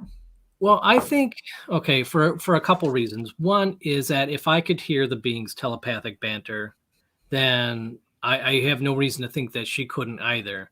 And they were just making disparaging remarks about her. Like I said, they were saying, no, not her. She's no good. She's not the one. And if you aren't embedded into this phenomena, like somebody who's grown up with it, how menacing must that be to be frozen out in an isolated place and these little gray things come out and say, you're no good. You're no good. You're no good. That's got to be terrifying. Like, what's the end of that story? Do they let us go, or do they chop her up? I mean, in her mind, that's got to right. be Oh, absolutely. mind blowing. And so when we got back, and I think the way that I handled the fear and the way that she handled it was different. So I think I may have given some tells, even though I didn't say anything, because we didn't say anything. And then, 2 days after a traumatic experience like that with someone else, one possible response could have been that we bonded over this traumatic thing. But instead, she's like, nope. And so, I mean, those were a few of the bigger tells that, she had to score. Yeah. Wow. Wow. That's a pretty crazy experience. Formulating the question, so go ahead and ask yours. Do you have any idea why you think you've been picked? No, not really. Here's one thought. Okay, so one is that it's in my DNA. They're into my family for whatever reason, and so I fit whatever their criteria are to continue their grand experiment with me. And the other is, I really think that the beings handpick a small population of experiencers, and they want to be in conversation. They want to be talked about, the beings. They don't want full disclosure. They want some sort of drip feed dissemination. And I think those certain experiencers feel the call, like I have felt the call to talk about what I'm talking about. And so I don't know that I can say that that's a reason that they picked me, but I think that those in my space who talk about this sort of thing, that's something that they appreciate. I don't think they want to be completely out of people's focus. And there are certainly a lot of media outlets that really garble the message and mess up actual events that happen. But I'm able to talk about what's happened to me, as many other people in this community, and so to me that's a blessing when I hear somebody else talk about and they're sharing their experience, and I know that it's from the heart, and I know that I can trust them, and I think there's value in that, and I think there's value in it for them in that. I am not saying that I present the message well. I'm not saying that I'm fancy pants or anything like that. I absolutely think you do. But I'm just thinking that since I can talk about it, and I do, they appreciate those that do. So, Bill, when you say it's in your DNA, and have you, like, I guess it'd be if you chase the angle, the familiar angle on where, when you say you're from here, you're here, Mm-hmm. Does it look like, okay, this particular part of my bloodline, this great grandparent on this side, or this parent, or this uncle, or whatever, but on this particular part of my family tree, that's where things look like they're coming from? Can you maybe trace those roots back, maybe see where there's connection there? I've never done one of those in-depth DNA ancestry dives. But we'll probably come back with a star chart. Okay. No, but yeah, there's possibly something that could be said about that. Though I don't know what it is. I haven't heard, for example, like a particular, like ethnic population being, like, oh my gosh, those Irish people, they're the, obviously the link to what's happening out in space or whatever. I haven't heard anything necessarily specifically that, I mean, you could do a great genealogy chart on someone, though I don't know what would be a tell within a study like that. Okay. I'm just. Yeah. I've been driving around lately and throwing other friends' podcasts and stuff like that. And, they talk about, hey, did somebody come down and alter our DNA code? And I'm like, just listening to you say you're having family experiences. I'm like, okay, are you, like you said, are you a long-term study? Is your family a long-term study or something like that? And have you looked at that thing? Boy, I really am off the general things where I'm usually the debunker on things. And I'm kind of like, and I'm not a conspiracy guy, but it's like, you've got family tree, DNA, and I'm like, boy, is that kind of, an interesting spin going that way. Can I ask you a question, Mike? Sure. Are you familiar with any Bigfoot UFO stories? I know there's quite a few, like Chestnut Ridge and those kind of things, but I'm on the Culls thing that how many Bigfoot UFO things, but how many cows and UFOs do you see? I mean, okay, well, there's how many mutilations, and we can take those animal mutilations at the same time, with the sightings, but I don't know. Yeah, I've heard some, but again, I love it. You got to him, Bill. Good job. No, I love it. You know what I think I'm this hearing. Is great.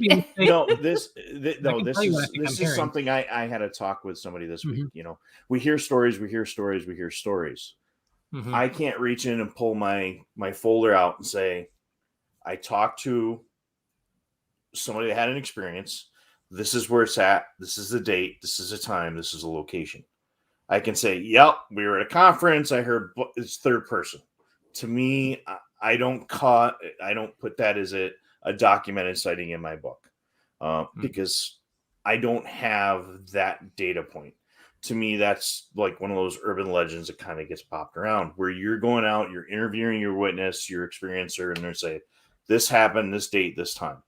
So if there's, you talk to Stan Gordon, or you talk to those guys that are down. You talk to your friends that are down in Pennsylvania. Yeah, I interviewed this witness, but again, that's coming third and fourth hand coming to you. So have I heard the stories? Yeah, but I've also heard, you look at like Skinwalker Ranch or some of these other places where you had those rash of cattle mutilations. Or even if you take the Hudson Valley in 76, at the same time, you've got the Whitehall experience with those guys up there. And you talk to Paul and how many documented cases that he's got with, well, there's a rash of UFO sightings in that same valley from New York City right up to the Canadian border. At the same time, you've got a rash of Bigfoot sightings. So are those correlations? And I've reached out to my neighbor down the street, who's kind of on both sides and been doing this a lot longer than I have when it comes to the, looking at I never thought about getting into the UFO thing till I started seeing all the, the change of the military stuff. The same thing with the Bigfoot stuff kind of came out of interviewing military and law enforcement guys and saying, hey, we were here and that's when we had our experience. So I guess, did I answer your question or did I spin you better help him out there, Bill. 30 different? I think, I don't want to put you in the spotlight on this. Oh, it's fine.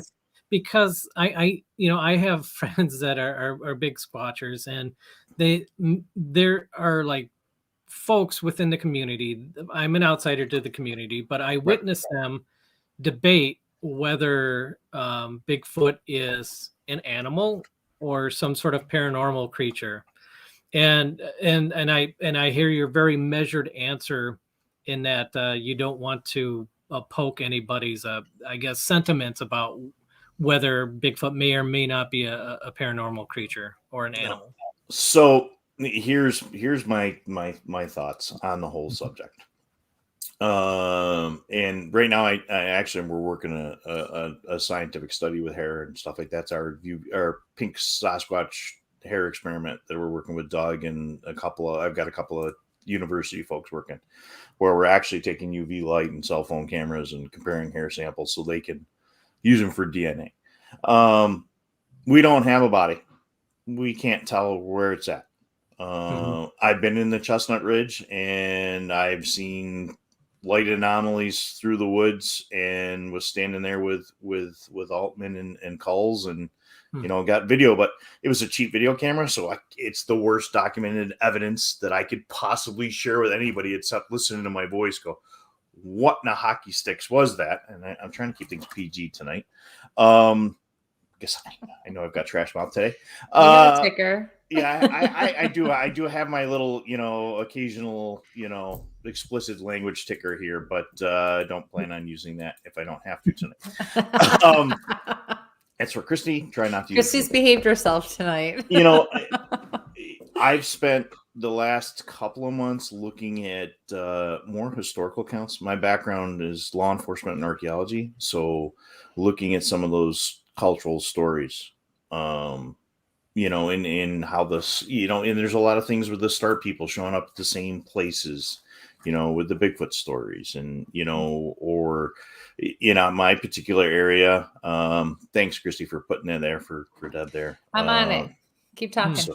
So, when we look at the cryptids in the area, like where I'm at here, there's in the history of the area, we've got a tall, hairy creature. We've got a flying head-like creature. We've got a big snake, but what do we have? Until we have an actual body on hand, or you can take prints as much as you want. That's the thing. And I'm going to take everybody's views till like I said, till we have a documented piece of full evidence. Yeah, we've got audio, we've got footprints, and then like I said, we're working on a hair project right now. That was Tim T. Reached out, and for those guys that have emailed me, come to find out, when I upgraded my phone, I'm not getting my Google notification. So I have a couple of emails I've got to follow up on this week. So, but yeah, we're doing a whole hair thing and working with some folks on a DNA study and looking at that kind of thing. So yeah, what we're going on, I'm out to prove one way or another if it is or isn't. But got some really good friends doing some really good scientific technology stuff, break it down. That's where we're at. So, but I have a pretty good friend that's a pretty good scientist, and he sometimes looks at the portal end of things, and it's like, okay, he's absolutely amazing, and sometimes he goes down that path more than I go down. It's here because I'm still kind of like, hey, is it an original species? Is it a predecessor to us? Is it somebody that you hear it's a tribe that was here before us? So I'm kind of looking at that. There's the whole Pleiadian culture, the Mayan culture, what was there behind them. So who knows? Are we tied? And it just happens to be that's a gene that's still out there. It gets us a little hairier than others, Mm-hmm. So. So we don't have a whole lot of time left. So I was curious. Christina's got a question in there too in the chat, I see. Mm-hmm. Yeah. Oh, well, and we can do a quick recap because we did already kind of touch on that. But I was curious just to know a little bit more about your later years. We only have about 10 minutes left or so. So I want to make sure we at least get to touch on that a little bit. So, your teen years, your young adult years, your adult years, what's been going on with that? Okay. So at about age 30, the phenomena let up for me in a big way. Now, at that time, I was well embedded within MUFON, and there are experiencer groups all over the place. And back in the day, I mean, it was really just, hey, this Sunday we're meeting over this person's house and we're doing a potluck, that sort of thing. And it was a close knit type of a group experience. So I have Michigan has had this one particular experiencer group that, to my knowledge, has been going on probably right around since about 1990. And so with members coming in and out, and we all had a similar spike in activity at a particular time. And all of us, our activity dropped at the same amount of time. Now, coming into 2020, 2021, all of a sudden elevated activity again for all of us. I've been seeing a lot more unusual lights. Some of the things that have happened to me, I wish I could tell you some recent stuff, but it involves folks that I might not want to include. It's an easy Sure. thing to talk about. Oh yeah, this happened 20 years ago. I'm not in touch with those people. Sure. It was a long time ago. It doesn't affect current situations, but some things have. But I did have an encounter earlier this year, and so they are definitely still around.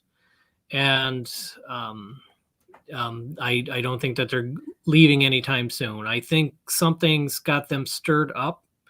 And I think that if there are any experiencers out there, you probably have had something similar happen, that an amped up level of activity recently.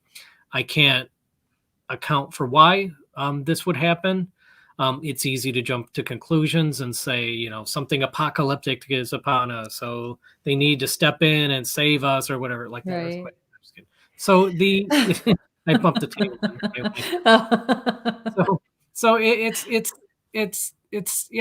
an unknown, but it's a thing, and I can't account for it. And so yeah. Why do you think things have slowed down for you, based on your own experiences and what they've actually done with you, and what you feel like they were doing with you, and why they were probably doing it with you? What do you think yourself personally? And it's I know the answer I want to give, and it's a difficult answer to give, because so it goes something like this. During those, like, if you were to read my second book and see all the little nudges that they did to point my life in a particular direction. So my life starts heading in that direction and moving along smoothly. Now they expect more. They're like, okay, we did what we wanted to do with you then. We pointed you in the right direction. You've experienced life on this path for this long to get to this eventual point that we knew you would reach. And now something's going to happen. Somehow it's going to affect you profoundly. It's going to affect others profoundly that we also nudged in whatever particular path that they were on. It's time. And, I've heard messages similar to that over the years from many experiencers, like, oh, this is time. And then a decade goes by. And, I always keep an open mind, and now I'm getting this too. So for all I know, it's going to be just a false alarm that something big is happening. But yeah, I don't know. I think I have a lot to learn about what's happening right now. I think they're being very careful about how they're setting the table right now, and that I'll know soon probably what's happening. And it's complicated. It's difficult to even talk about. It would be more simple for me to say nothing's happened to me in the last 15, 20 years and leave it at that and say I don't know why. But I don't want to be dishonest. Something has happened to me. I just don't know the context into which to put it, and it involves discussing other people's accounts that I don't know that they're ready to discuss either. So yeah, I unfortunately have to. I'm not trying to be coy. I just sort of have to leave it at that. Yeah, no, I appreciate honest. We always want the honest answers, and the genuine answers, the authentic answers. And I'm just going to put it out there that all night long, and I am home alone tonight, all night long, my whole house has felt very active to me. I'm constantly catching glimpses of things, almost like I was doing a reading show or something, or talking to someone about other spiritual stuff. And it's just very active for me tonight in that way. I just found that very interesting, because with other guests and topics, it doesn't It's not. This is a pretty well controlled environment that I keep, especially working out of my house. So it's pretty interesting that it's been. And we don't generally get hopping trolled here tonight. and No, we don't get trolled either. And, no, yeah, maybe one, but not. What's that? I don't know what you're seeing, and I probably don't want to, so that's okay. No, Oh, it actually Just popped up random. multiple locations, but they were all very similar. So it was weird for them to go Right. to, because we only maybe one every 2 shows or 3 shows we'll get like one, not 4. in one we're show such. I mean, we're coming to 8 different locations, so it's kind of weird. I'm like, what is going on here? Do you think maybe some of the increased is, that you're seeing is because now, we've switched from the Navy watching this, now the Pentagon's jumping on board and the report coming out, and maybe something's getting pushed, So, I yeah. got a chill right up my back when you said that. That was just like, So, goosebumps city here. Yeah. Well, if this addresses what you're saying, so I think there's sort of a big show, long game going on. I think that the government / military now focused on the term UAP to describe the phenomena of UFOs. And admittedly, UAP is technically a better term than UFO. But it's almost like they're rebranding the phenomena. Like if you're talking about UFOs, you're talking about those kooks out there on the internet. But UAP, this means we're now having an adult conversation, and this is, we're hitting the reset button, and we're starting now. And along with that, when you talk about the videos from the Navy, it's what the government is doing is they're slowly trying to get ahead of disclosure. It's more and more apparent to more and more people every day that there's intelligent life out there, and it's probably coming here. And so if the UFOs landed on the White House lawn tomorrow, the government would have its pants down. Everyone would be like, how come you didn't say anything about this? You must have known about this. And what could they say? But by first of all saying, oh, look, there's UFOs out over the ocean. It's not like UFOs over Chicago. It's UFOs out somewhere safe. Okay, so then maybe they'll have a coastal sighting this upcoming year, and then slowly acclimate people to the idea that there's unknown things in the sky. And with these government projects and departments talking about the phenomena and investigating the phenomena formally, they can do this slow release of information year after year.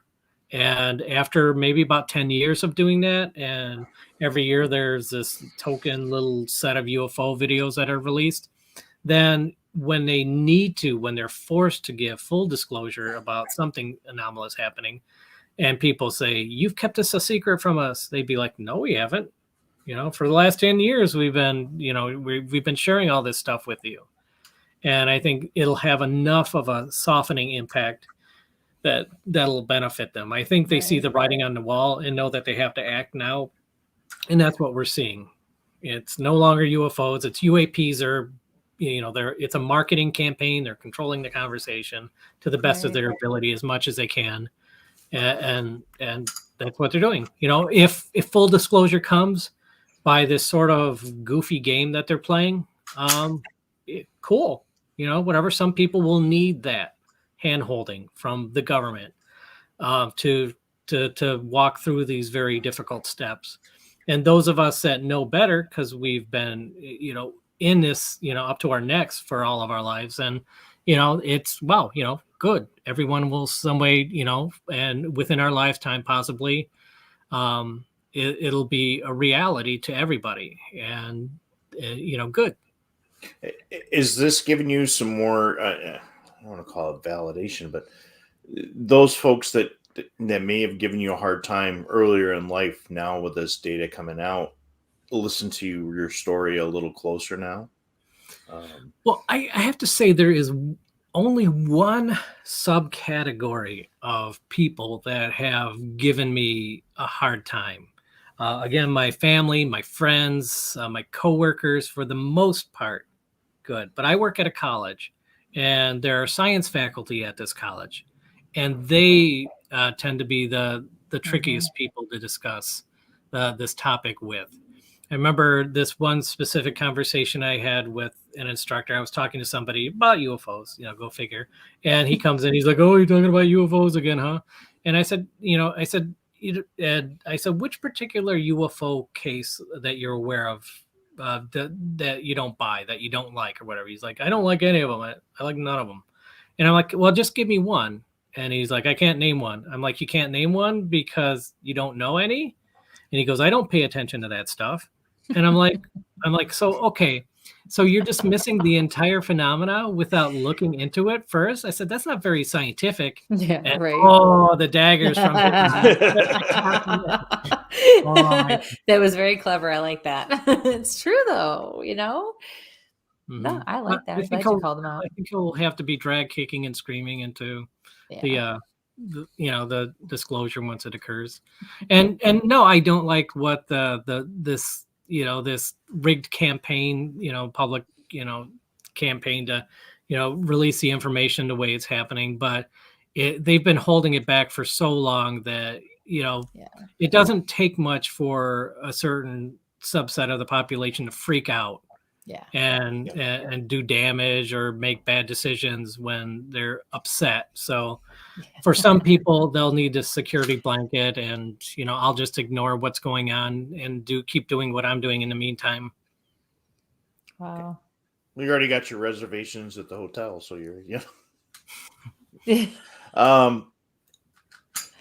you threw me off with the Bigfoot thing. So what's your favorite theory on that?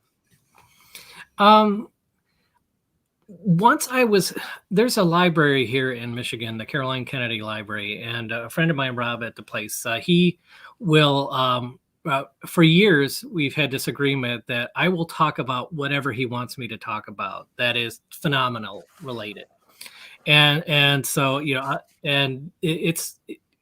COVID has kind of broken that schedule up, I guess, a little bit. So one time he said, "Can you talk about UFOs and Bigfoot sightings together?" And I said, "I don't know if I can find much in that regard, but I know there is something there." So I think the first day I came up with 80, and by the second day it was like 200 some. And and I was like, "Oh my gosh, there is not just a little bit of information on this. There is a heck of a lot of information." And it's not just Bigfoot and UFOs appearing in the same place, in the same sort of geographic region. It is sometimes Bigfoot and UFOs being seen like one day after another or within hours of each other, right down to like the stuff you'd hear from Stan Gordon, UFOs and Bigfoot together. And so, it really opened my eyes. I'm like, "Oh my gosh, this is a thing to what extent?" Because clearly people see tons of UFOs with no Bigfoot around, see Bigfoot a lot with no UFOs around. But yeah, there seems to be a connection. In fact, there was a time, I'll finish up with my thought on it with this, is that during a MUFON state director call several years back, the international director for MUFON at the time says, "You guys got to stop looking into this Bigfoot stuff. If somebody reports a UFO, and Bigfoot, no, we give the Bigfoot stuff to the Bigfoot people. We just look at the UFO stuff." And then somebody says, "Well, what if somebody sees a Bigfoot, like within the same day as a UFO in the same area? Give it to the Bigfoot people," he said. And then somebody says, "Well, what about if somebody sees Bigfoot and UFO together?" And he's like, "Give it to the Bigfoot stuff." And then somebody says, "Well, what if you see Bigfoot coming out of a UFO?" It was a great call. And he said, "Give it to the Bigfoot people." And being a smart aleck, I jumped in and I said, "Wait a second. So it's okay to take a report of an extraterrestrial coming off of a flying saucer, but he better not have long hair." Long-haired freaky people need not fly. And gosh. And he said, "Ha or whatever." But yeah, I don't know. I really see that. Who knows? This is one of those fields that the more you learn, the less you know. But it's a thing. More questions than answers. And that's why my PC answer, because where we go down the path and what we see and what we hear, and that's just it. When you talk to Stan or Eric and we saw this and that, and Eric, and I did an interview on a law enforcement show, and they're like, "Yo, the Bigfoot, ha ha ha." But in 1976, while I was here, I'm like, okay, But I guess it's the same thing when I give the ghost folks the hard time, and I'm like, I'm out chasing furry creatures around the woods. But our experiences take us different ways and different paths, and I do appreciate you coming on tonight. Yes, it's been a pleasure, and it's just been so informative and interesting and so personal. So we're very grateful that you're willing to come on and answer all of our questions and really share your life. So where can folks find you? Okay, so I'm a fairly easy target. If you know how to spell Konkoleski, there's exactly 16 of us, and I pretty much am 99% of Konkoleski on the internet. So nice. But MUFON.com is MUFON's international website. If you see a UFO, go to MUFON.com to report it. If you want to investigate a UFO, go to MUFON.com and find out how to be a trained field investigator to look into the phenomena yourself. MUFON International is a subscription-based membership. MUFON, the state organization, Michigan MUFON, is donation only. So all you need is an email address, and we let you know when the meetings are, and you get a free copy of our newsletter that comes out every other month. We have meetings where we have special guest speakers. In January, on the 23rd, we have Tony Civilella giving a presentation on remote viewing.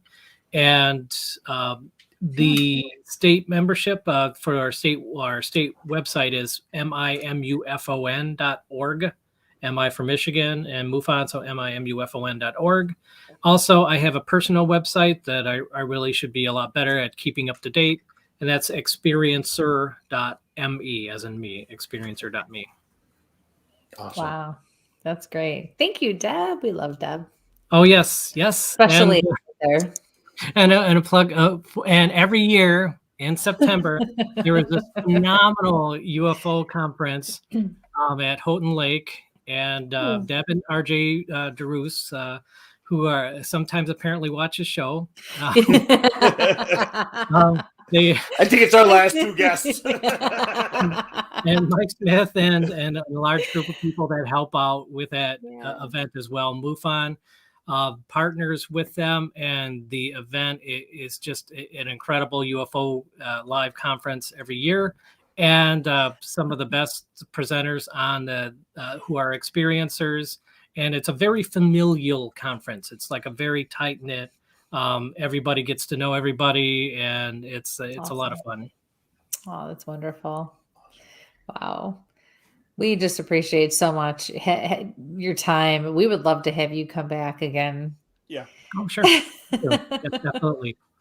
Thank you so much. Definitely a reason we're going back to Michigan too. So, oh yeah. So we will see you back in what is it? August. They do it in August. Yeah. Took the time off. So. Amazing. Well, thank you so much, and please keep us posted on all of your happenings and what's going on. And everybody out there, please make sure contact him if you have any questions. The books, read the books. Yes. Find him, follow him. Yeah. Very, very authentic, genuine. We love it. Thank you so much. Thank you. And Merry Christmas. Yes, Merry Christmas. Happy holidays. And thank you again for, unfortunately me not being available last week. So thank you for joining us. Such short notice again. So bubble wrap. If you want to hang out just a second in the back, and we'll close out. So, okay. Push the right buttons here. Okay, yeah. My screen's got all messed up tonight. I know. Sorry. You're having a hard time tonight. Yeah. So sorry. But we thank Bill. Oh my gosh, what a cool guy. He's a cool guy. Yeah. Really, really love having him on. Oh my gosh. So what do we have going on next week? We got a show Tuesday night. Duh. Duh. We have a show Tuesday night. So we have Ron Murphy. Would you like to talk a little bit about Ron Murphy very quickly? Oh, yes. We're going to talk with Ron Murphy. He covers a whole bunch of different areas. He's got everything. We're going to talk fairies. We're going to talk Bigfoot. We're going to talk spirits. We're going to talk paranormal. water creatures. Sorry, I'm taking care of another heckler there. Yeah, great. This man has so many books that he's written on all these different topics. It's crazy. Yep. And I've got really a whole nice bunch guy. of them in the other room. I got 2 more. Let's see. You got a live reading show on the 29th in Buffalo. Oh, yes, live in Buffalo in person. So tickets are still on sale. So, do you have the flyer? Do you have? I don't have it there. What? Sorry. What? Yeah. I'm a little slow. Yeah, it's all right. I'll get it. So on there, go to my Facebook page or our Facebook pages. You can also go to Paranormal Oddities. And that is actually where I will be doing the show. He has the venue inside the shop, which is absolutely amazing. It's a really cool space. So it is a live gallery show. Tickets are still on sale. Call the shop. And you can find all the information online on any one of our pages, our Facebook pages. So yeah. Where's my sage? It's not working today. It's all good. All right. All right. Thanks, folks. And be safe. And hold on. Merry Christmas. Happy holidays. Thought you were doing that. So. All right. No, stay safe. Stay healthy. Please be good to each other. And let's start this new year off the right way. And we will see you all next week. In the meantime, stay safe. Head sample on. Good night, everyone. Good night.